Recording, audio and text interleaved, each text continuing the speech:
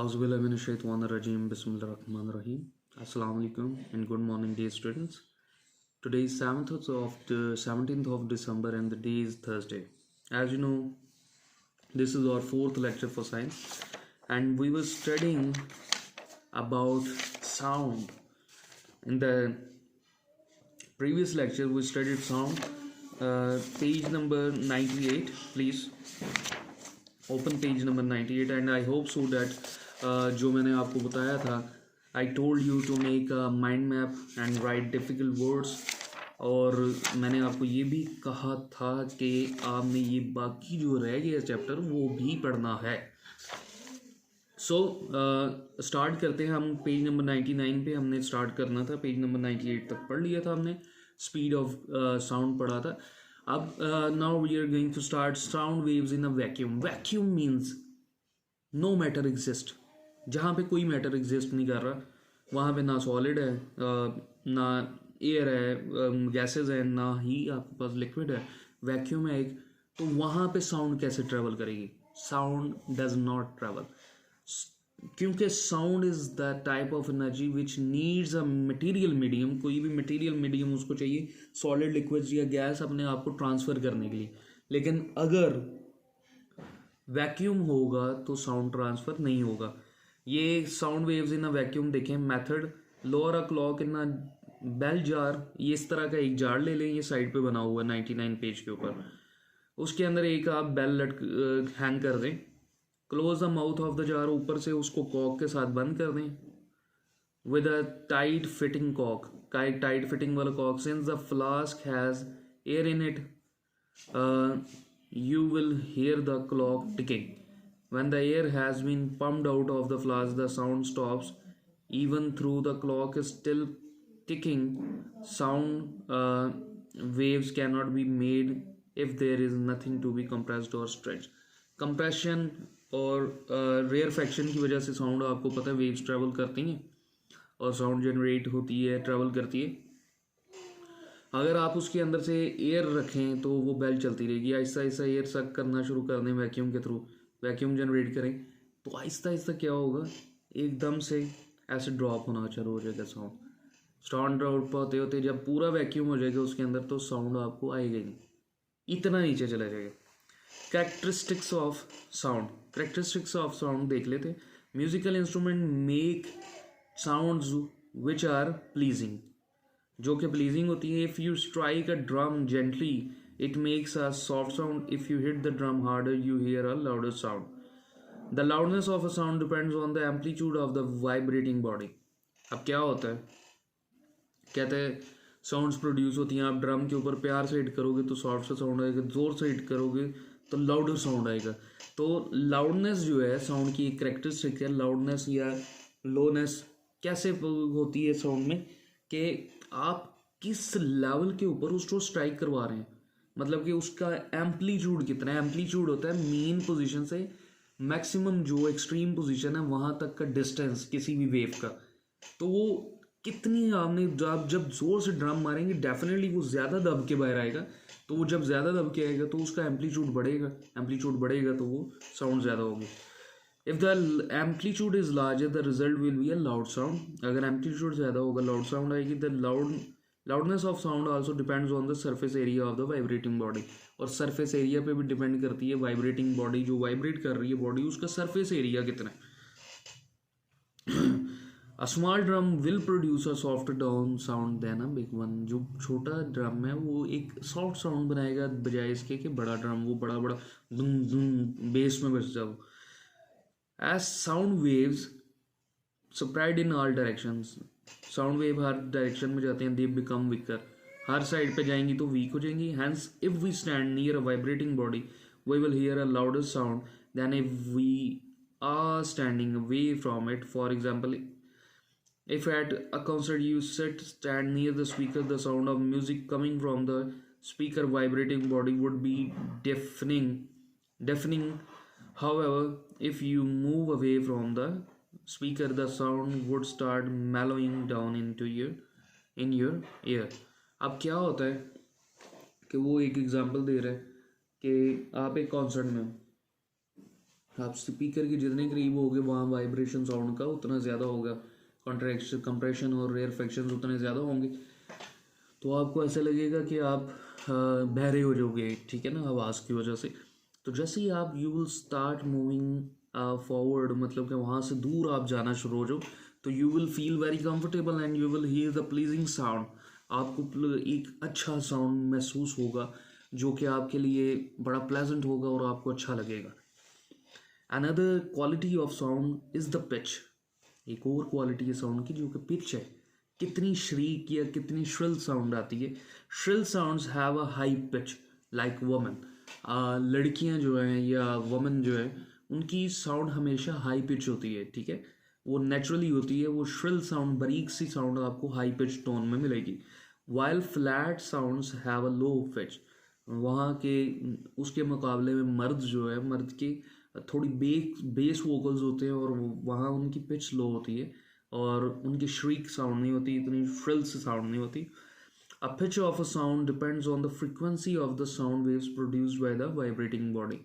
अब ये पिच जो है ये डिपेंड करती है कि आप कितनी फ्रिक्वेंसी के ऊपर वेव्स जनरेट कर रहे हैं। Frequency you know the waves पर सेकेंड, तो वो जितनी ज़्यादा वेव्स होंगी उतनी ज़्यादा फ्रिक्वेंसी बढ़ जाएगी, आपको पता है। A fast vibrating body has a high frequency. आपकी फास्ट वाइब्रेटिंग बॉडी है तो उसकी फ्रिक्वेंसी हाई होगी and produces a shrill sound. जितनी वाइब्रेशन ज़्यादा होगी उतनी ज़्यादा श्रिल साउंड आएगा। When we hear an orchestra playing, we can make out the sounds of the various instrument being played. We can also recognize the voice of a person. We know the specific quality of particular sound is called timbre. अब क्या होता है कि आप mostly क्या करते हो कि आप कोई म्यूज़िक सुन रहे हो, आपको पता चल जाता है ये गिटार है, ये ड्रम है, या ये हारमोनियम है, कोई भी चीज़, कोई भी साउंड, कोई भी इंस्ट्रूमेंट प्ले हो रहा है। उसी तरह कोई भी इंसान है आपकी ज़िंदगी में, तो वो आपके फादर आपको आवाज़ देते हैं, आप दूसरे रूम में होते हो तो आपको पता होता है ये फादर की साउंड है।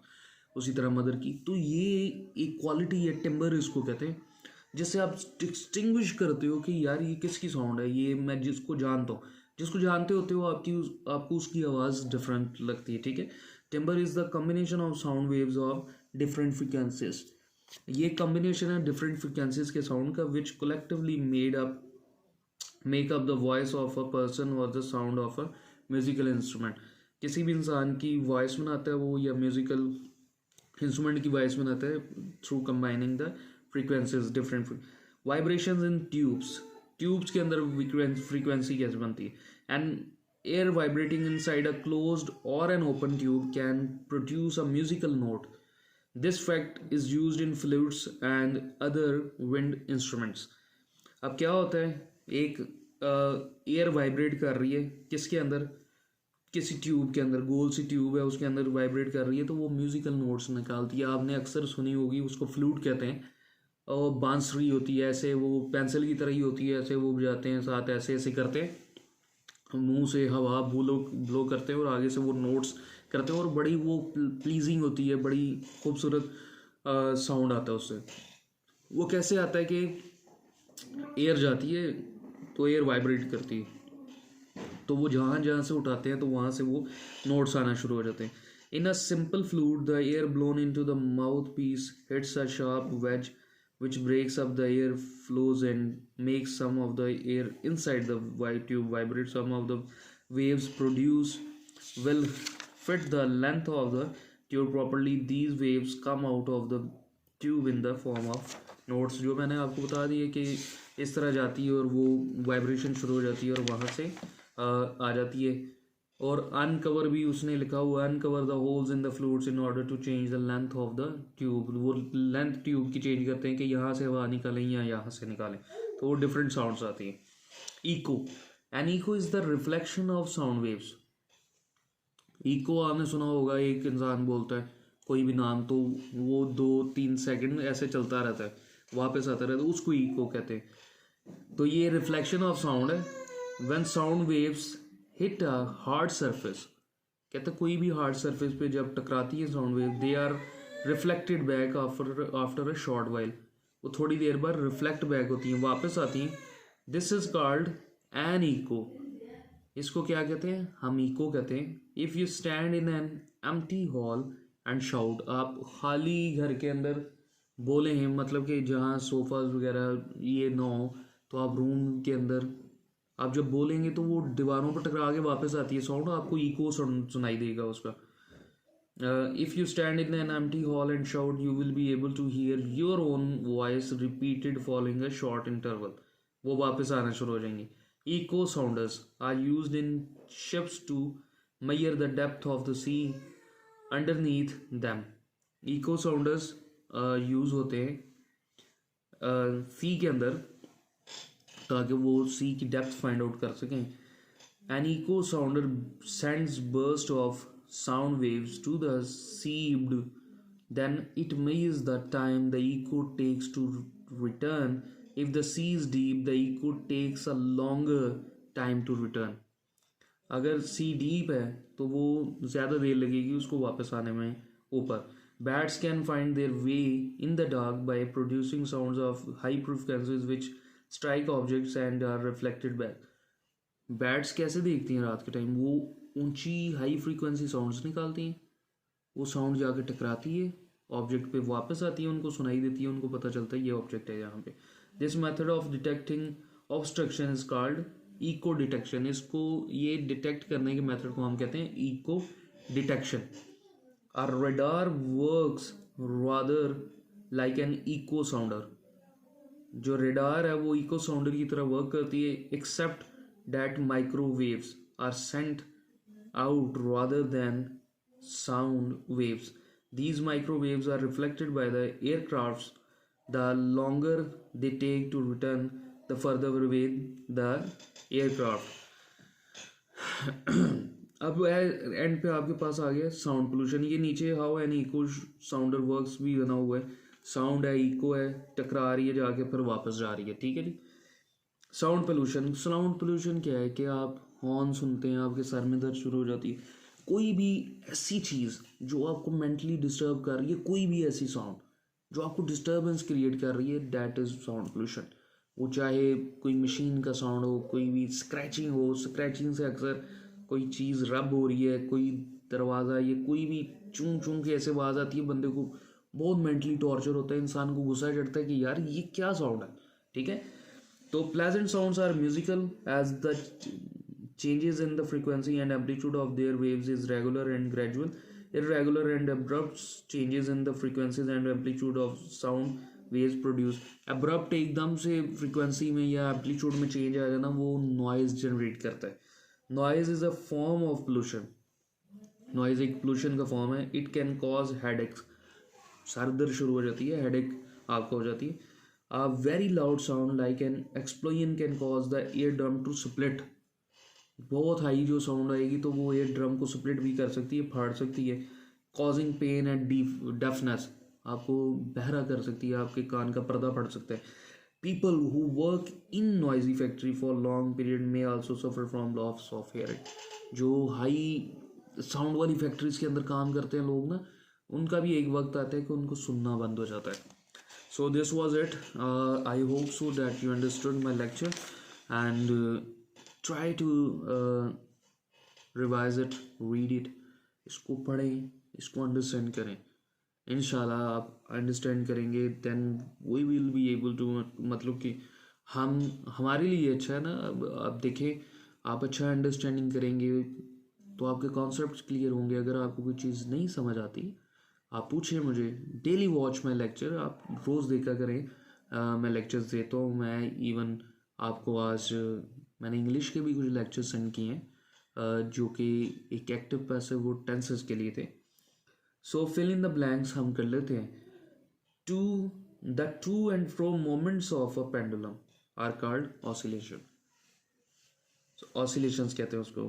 Sound waves are caused by vibration से होती हैं. When a body vibrates, its forward movement presses the air to a cause. To cause a compression होता है भाई. Sound cannot travel through vacuum से travel नहीं करती. Sound waves are dash waves, longitudinal होती हैं. Sound waves make or dash vibrate and weaken. Eardrums. Sound waves travel dash through hot air than cold air faster. A vibrating body has a high frequency होती है। Dash is the combination of different frequency, timber कहते हैं भाई, TIMBRE। अच्छा जी, next question है, the speed of sound can be calculated by the formula. Speed of sound को calculate करने का बड़ा इजी सा फार्मूला है, ये लिखा भी हुआ है आपकी बुक्स के ऊपर देखें। Speed is equal to distance travel, जितना भी डिस्टेंस ट्रैवल किया डिवाइडेड बाय टाइम टेकन, जितना टाइम लगा है। डिस्टेंस ओवर टाइम होता है, डिस्टेंस डिवाइडेड बाय टाइम होता है।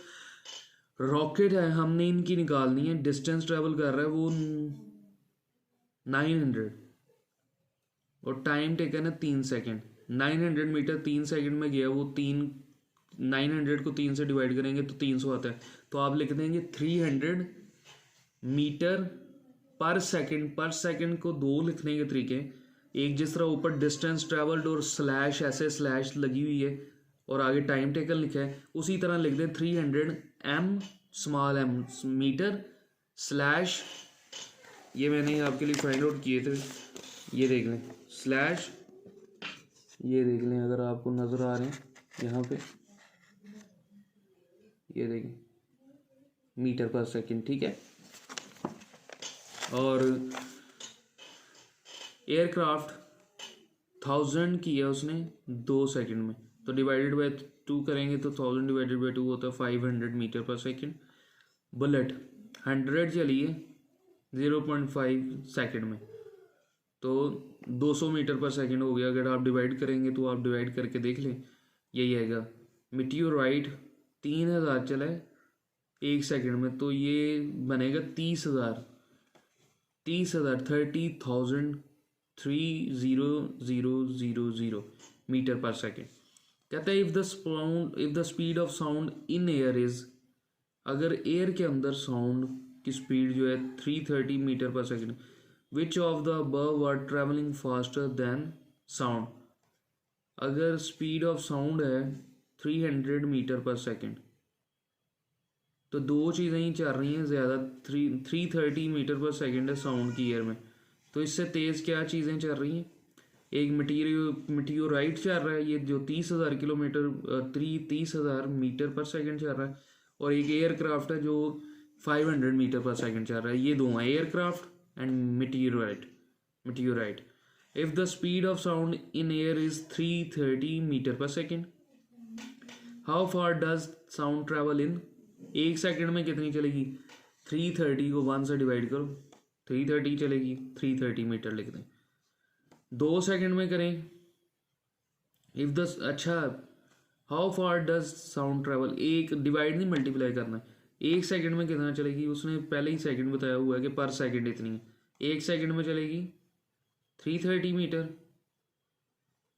2 सेकंड में चलेगी 660 मीटर, 2 मल्टीप्लाई बाई 330, 10 सेकंड के अंदर 330 मल्टीप्लाई बाई 10 तो 3300 एंड 0.1 सेकंड में कितना चलेगी, 0.1 को आप 330 से मल्टीप्लाई करें तो 33 मीटर आपके पास आंसर आ जाएगा, 33 m स्मॉल m, ठीक है।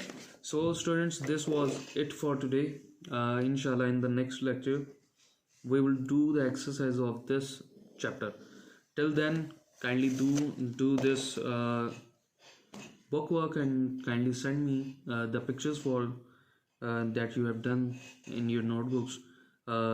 जो भी आपने किया, माइंड मैप आपने बनाया, आपने डिफ़िकल्ट वर्ड्स लिखे, जो भी वर्ड मीनिंग किए, ये काइंडली सब कुछ मुझे सेंड कर दिएगा। Thank you so much.